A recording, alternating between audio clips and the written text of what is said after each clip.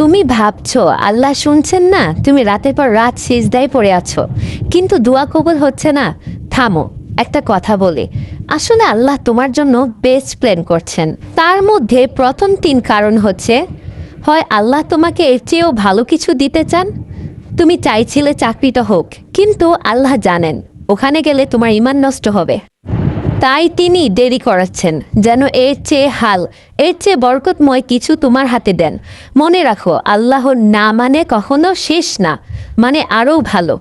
তার মধ্যে দ্বিতীয় কারণ হচ্ছে, হয় আল্লাহ তোমার থেকে খারাপ কিছু সরাচ্ছেন, তুমি যেটার জন্য দোয়া করছো সেটা হয়তো তুমি ধ্বংস হয়ে যেতে, আল্লাহ তোমাকে ভালোবাসেন বলে সেটা তোমার থেকে দূরে রাখছেন।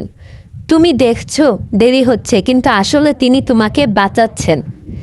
তৃতীয় কারণ হচ্ছে, হয় আল্লাহ তোমার দোয়াটা দুনিয়ার বদলে আখেরাতের জন্য জমিয়ে রাখছেন। কেয়ামতের দিন তুমি দেখবে তোমার এক একটা দোয়া পাহাড় হয়ে দাঁড়িয়ে আছে। সেদিন তুমি বলবে, ইস, দুনিয়াতে যদি একটাও দোয়া কবুল না হতো। কারণ সেদিনের নিয়ামতের কাছে দুনিয়ার সব কিছু তুচ্ছ।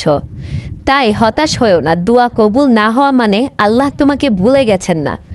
তাই আমরাও ভাবি দেরি মানে অনেক দেরি, কিন্তু আল্লাহর দেরি মানে পরীক্ষা, মানে প্রস্তুত করা যেন তুমি রক্ষা করতে পারে আল্লাহ তোমাকে। তুমি যেটা চাইছো সেটা তোমার জন্য ভালো নাও হতে পারে, তাই তিনি তোমাকে রক্ষা করছেন।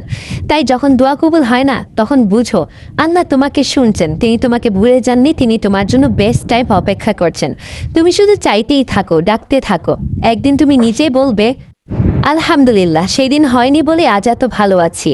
তাই তুমি চাইতেই থাকো, আল্লাহ কখনো তার বান্দার দোয়া বৃথা যান না। যদি কথাগুলো তোমার দিলে লাগে, ভিডিওটা শেয়ার করে দিও, হয়তো তোমার একটা শেয়ারে কারো মন ঠান্ডা করে দিতে পারে।